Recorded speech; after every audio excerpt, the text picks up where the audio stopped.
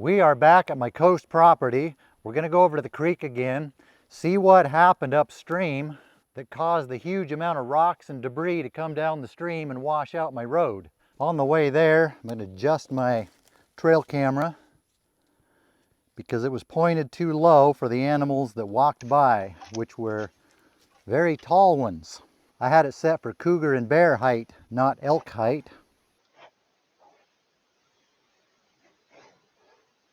This will give it a better view out in the open.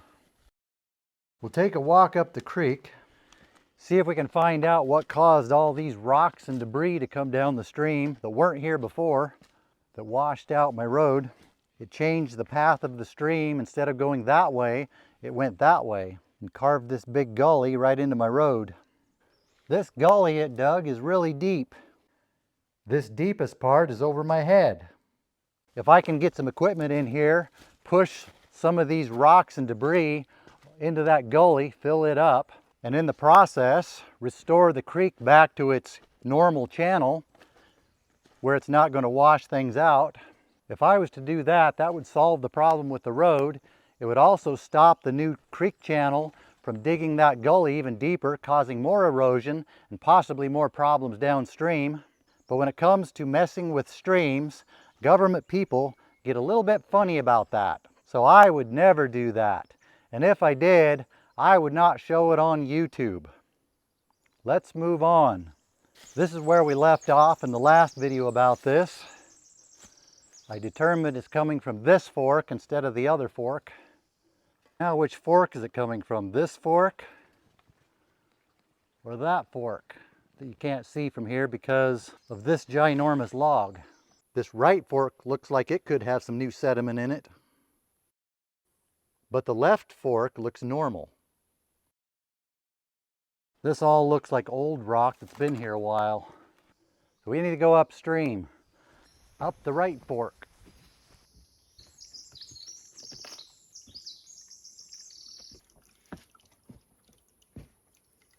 This area looks like it was recently washed out. The whole wall along this little canyon looks like it's new, freshly eroded material. Both sides of this channel looks like it was recently widened this winter. All the material that was here washed down the stream, even up above. It doesn't look real dramatic, probably especially on camera, but there was about a 50-foot section here where all the material on the sides and bottom of this channel washed down the stream. The whole wall along this little canyon looks like it's new, freshly eroded material. All these new roots exposed in the freshly eroded soil. The way this dirt is sitting on this log looks a little sus too.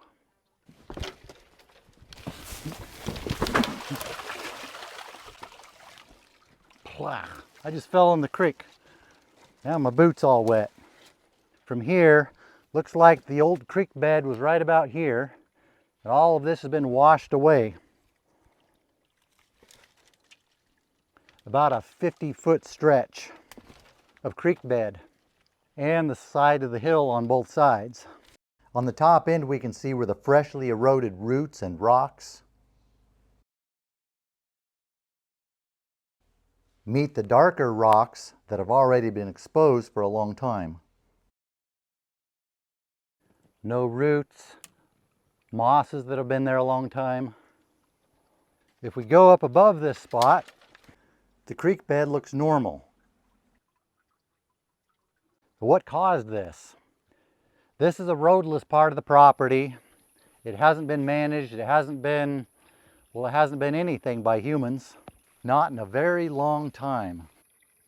It may be just as simple as one of these logs shifted as natural erosion happened, pushed the channel into the bank, which caused it to erode it out, started a chain reaction. This soil eroded away, the log shifted more.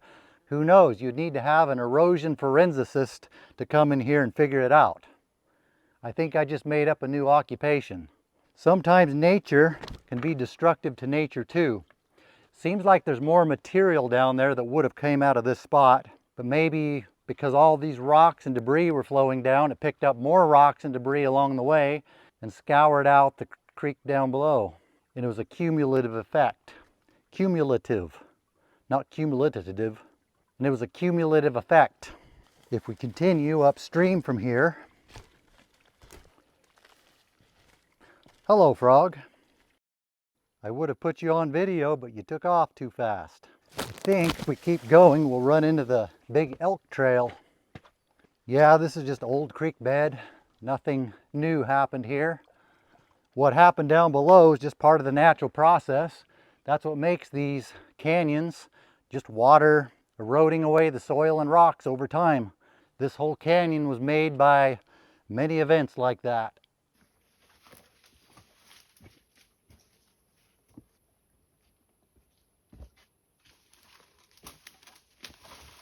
Yeah, here's the big elk trail.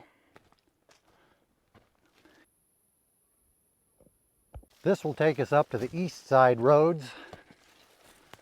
I'm the one that gets to climb this big, steep, long hill. I think that's at least worth banging on the like button.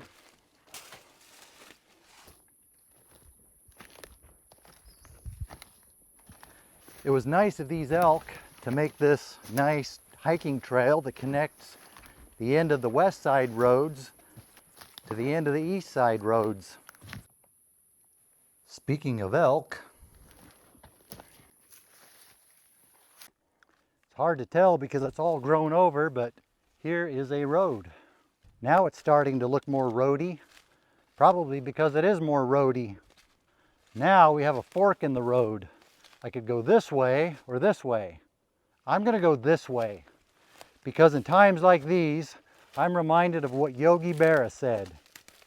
When you come to a fork in the road, take it. I made it to the road, but I'm still not at the top of the hill. It's a bit of a long hill. Hey look, I made it to the top. That's a bit of a hike up out of that canyon. That puts us at the top of the east side roads, which means it's downhill the rest of the way. Although a little bit of a long way. Can you tell I'm stretching for content to finish this video with?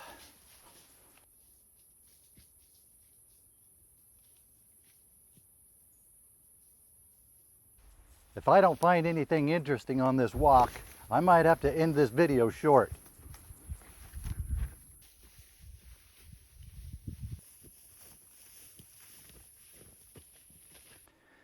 I didn't see much to take video of on the east side of the property. Everything looked pretty normal. We'll have to check out the west side some other day. Hey look, we're back to where we started. We didn't get lost or anything. We left going that way, but came back this way. It's like we made a big circle, a really squiggly one. Before I go back to the ranch, since we already opened the can of worms of Yogi Berra quotes, I'll leave you with another one. Nobody goes there anymore. It's too crowded.